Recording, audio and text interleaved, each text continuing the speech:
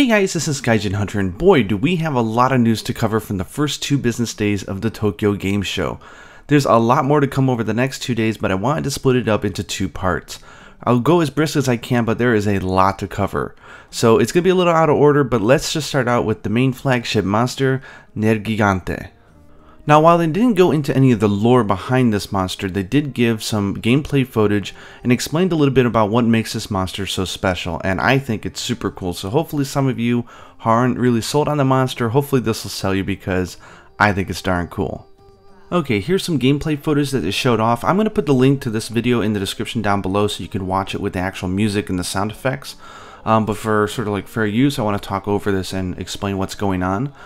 So right now the monster hasn't noticed the hunter yet, but it will in a second here. Nergigante's big thing is that it's super aggressive. And of course with no loading in between the maps, that makes him very hard to deal with. And his thing is that he will break his body parts. He'll hurt himself as he violently slams his head into the ground to hurt you, slam his hands into the ground, and also of course he takes damage when you hit him.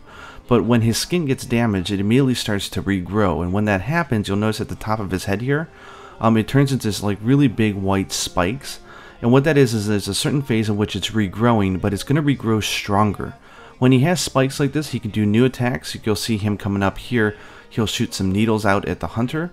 So he gains some new powerful attacks and some new tricks. And if you let that white part go, it will turn dark black and become super tough, which of course means you're going to bounce off of him, you're not going to do as much damage, and he's going to be very powerful. So you don't want that to happen. But I love the idea that he also hurts himself, so you can't just leave him alone. You have to engage him, otherwise he's going to go into a pure like extreme state in which his entire body is black with white spikes, and you don't want that. They tried to show it off here in the stage demo because I think he gets some new tricks when he does sort of fully transform. But unfortunately they carded beforehand and they weren't able to show it off.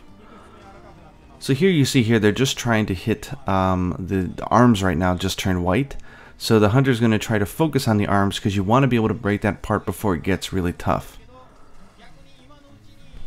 Okay, so here he's got some para going on, so he's going to hit the head and watch it bounce off. So he'll focus on the arm, and then you'll notice that he's able to break these white scales because he managed to do enough damage in the period of time that he needed to. Very nice. Again, a very cool concept, and I love the idea that as time goes on, he just gets harder and harder, so I think it's going to be really fun with a lot of different hunters, and especially fun solo. Now, one thing that's cool is at the event, they had a showcase that had the actual collector's edition model that you get with the set. It's about the size of the normal like figure builder ones, so it's not too big, but it's also not too small. And if you notice, it's different colored because it's showing off that he is now in his extreme or whatever state in which his whole body is now like obsidian black with white spikes. So definitely interesting to see why he was colored that way, and now I think we understand why. Okay, another really big treat, and I definitely have the link for this full video in the description below because it's amazing and you really have to see it because it's pretty long and pretty cool. They showed us the entire intro to the game, from the character creation all the way through the huge like opening, which is just like Monster Hunter 4 Ultimate, you're on a large monster. Anyways, the backdrop of the story. Every 10 years, elder dragons make a trip across the ocean towards a new continent, and the reasons behind this are a total mystery. So 40 years ago, hunters formed a research commission in order to follow them and look into it. This game covers the 5th research commission, and you're a hunter who joins the commanding general, who was on the very first commission 40 years ago, his grandson, the research leader, and the handler, a girl who's in charge of compiling all the research information gathered, and she acts as kind of the guild girl. That being said, she plays a really important role in the story and is a very fleshed out character. I'm really excited to see where they go with this. Anyways, in the amazing intro sequence, we see the boat get destroyed, and you find yourself on the back of that huge monster we saw in the trailer, which is called Zora Magdaros. So this thing, I mean, it's like practically has a volcano on its back. So you and the handler end up having to escape, and then you find yourselves on the new continent, landing in near the village of Astera, which is obviously a village they built up over the last 40 years. Now, they did say that they're going to go into the character creation a lot more in depth on Saturday tomorrow, so I can't wait to actually cover that. but it looks really amazing. There's lots of customization options for both the hunter and also your palico as well, which is, again, all the good stuff I love from Monster Hunter Fall Ultimate. It seems to be coming into this game, which makes me very happy. Now, this is pure speculation on my behalf, but look at this guy at the start. He looks incredibly like the Ace Cadet from Monster Hunter 4 Ultimate, and I would not be surprised if this actually ends up being him. That would be grandiose. Now I want to get into some more of the news, of sort of like the new mechanics and stuff, but you can look on YouTube and Twitter, and there are tons of videos where you can see tons of gameplay from the show. The floor demo itself had the Anjanath, the Jade Gragras, and Baroth, but they also showed on stage stuff like Raytheon, the new chameleon-like monster Puke, and of course, like I showed you before, the flagship monster Nergigante. So definitely check out all the amazing videos that are coming out of the show. It's really cool. Now, if you haven't already noticed, the key word of Monster Hunter World is quality of life. There are so many things that they're streamlining that don't change how the game's played, just takes the monotonous stuff and makes it better. One of the key things that they showed off in the article today was weapon trees. So of course you get to see the weapon trees of when you're making a weapon and how it splits into different branches. But the cool news out of today is that you can actually go and reverse a weapon back to one of its more root-based weapons in like a previous branch, so you can go off and make a different branch if you wanted to. And what's really crazy is when you take a weapon and you downgrade it back to another base, you get those materials back apparently. So that's like that's really cool, and that's definitely going to encourage experimentation. You can even record armor and weapons on a wish list, and the wish list you can always pull up and find out where you're at, if you can make the weapons or not, and it'll even give you custom pop-ups during a hunt if you finally collected all the materials to make one of the pieces or one of the armors on your wish list. It'll tell you. So that's another really great quality of life thing, so you're not constantly having to go back saying, you know, I needed 8 scales, do I have 8 or do I have 7? It'll tell you. That's cool. And of course, and a lot of you already know this, one of the greater things that they've done with the armor system is that armor pieces, every single piece of armor will activate a skill. There's no negative skills, there's no point system anymore. Every piece has a meaning. So being able to sort of mix armor and figure out what you want and make lots of stuff is definitely encouraged now that every piece has value on its own. Now, as I show in the screenshot here, if you have 2 pieces of armor with the same skill, it will level up, and there are different tiers. So this one has like fire resistance on one part, and if you do it, then it becomes level 2. Do it again, it becomes level 3.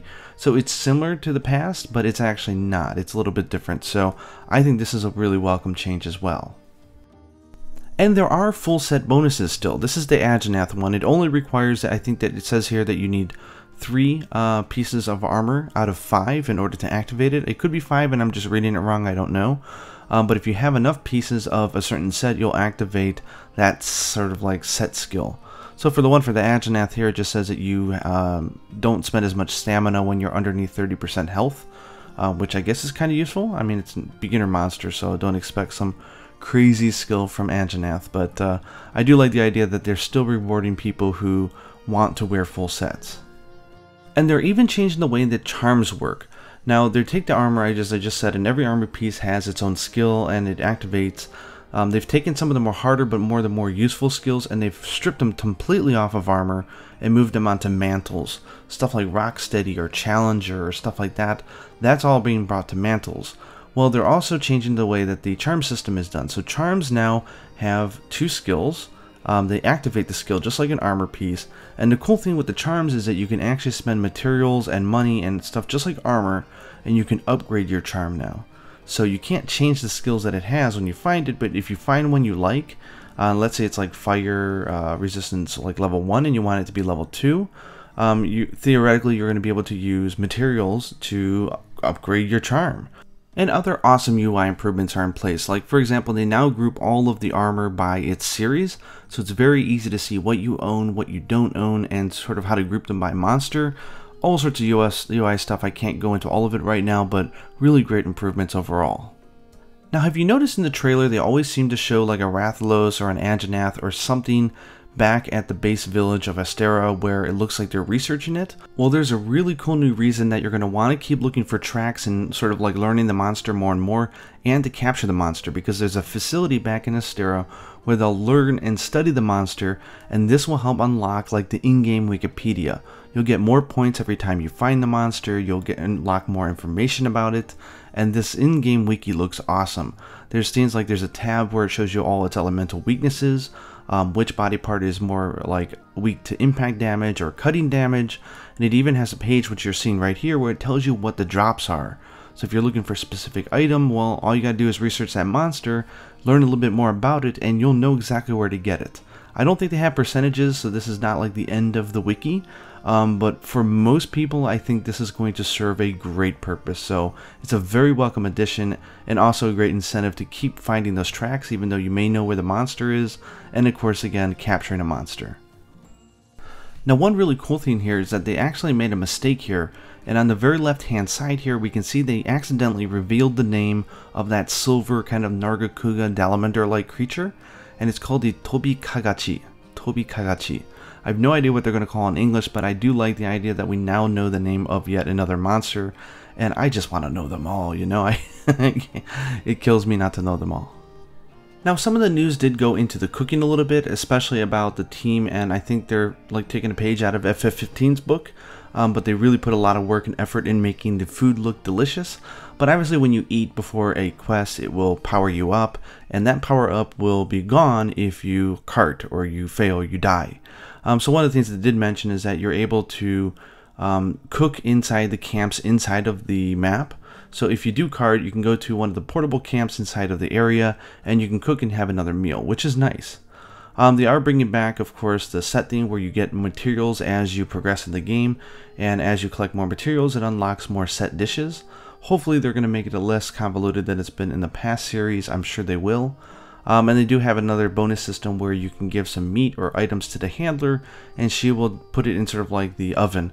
And when you come back from your quest the next time, she'll have some items like portable rations and stuff like that that you can grab and take with you. One thing interesting I noticed mentioned in an interview on one of the Japanese media was the felines that help you out. They did mention that system where a cat can sort of talk to a small monster and like convince it to help, and like jump on top of it and ride it and do all sorts of cool stuff. That occurs when you play as a single player, not in multiplayer.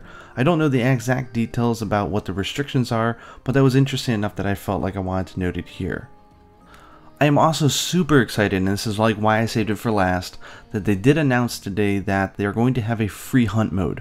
Now this is one of those modes from the past games where you can just go into a map, hunt all you want, you can cart, you can die, it doesn't matter. There's no condition to pass any quest, to fail a quest. You just gather materials, learn the map, fight some big monsters when they arrive, and it's just really great. They're bringing that back, and the map that you do it on is not some special weirdly randomly generated one. It appears to be the actual maps that you unlock as you play the game, which all signs right now point to there being 5 very large scale maps. Obviously each one of those have like 3 massive terrains inside of them, so if you think about it, it's kind of like 15 areas, right? So 5 large scale areas would be more than sufficient for launch if you ask me. So I think that's pretty neat. And lastly, I'm not sure how many of you are actually going to be interested in this, but they did have an interview in the stage with the Famitsu editor and Fujioka-san, who is the art director on this, and he was talking a little bit about the emblem, because every Monster Hunter has an emblem, and obviously we've seen this one quite a bit. So they're sort of, you know, every research commission has to have that one thing that they're looking for, and in this case it's that star that you see in the middle on the top. So there's a star that they're chasing, this is what drives them to continue, and hopefully they'll find it. So that's sort of like the driving force. The one on the middle right there is the guild symbol for this game, and the one on the left sort of, you know, shows like the going over the ocean, which is what prompted the whole commission, which was following the Elder Dragon across the ocean to find out where it's going and why. And of course, fun Easter egg is they always like to include a number of dragons or monsters that match the number of the title. So there's like 3 for Monster Hunter Tri, 2 for DOS, 4 for Monster Hunter 4, and for this one you'll notice there are 5 monsters. So obviously they're not calling it Monster Hunter 5 because they're moving away from a numbering system, but for all intents and purposes, in their heads this is Monster Hunter 5. So that's about it. I didn't get any hands-on time with the game because they ran out of tickets to line up at like 11:30 in the morning, and unfortunately I had work and I couldn't get there early enough to get it, but I still had a really good time. The booth was really interesting. I got to see the PS4 Pro, which I managed to order, and I'm sorry I don't know any plans for the West for this one, but it looks really great, and I just had a really good time. Tomorrow they're having the live stream. I'll put a link for it in the description down below. Now this is not an endorsement, I'm just a fan, but I figure you guys want to know where to go because I'm going to be watching it as well. I expect a lot of big news over the next 2 days, lots of information about some of these systems, online, character creation, stuff like that. So I'll probably do another video in another 2 days covering the remainder of TGS. Go ahead and hit that like button if you like this video. Let me know down in comments if I missed something. There's been so much news going out that I'm sure I missed a bunch. And please subscribe if you haven't already. Until next time, happy hunting.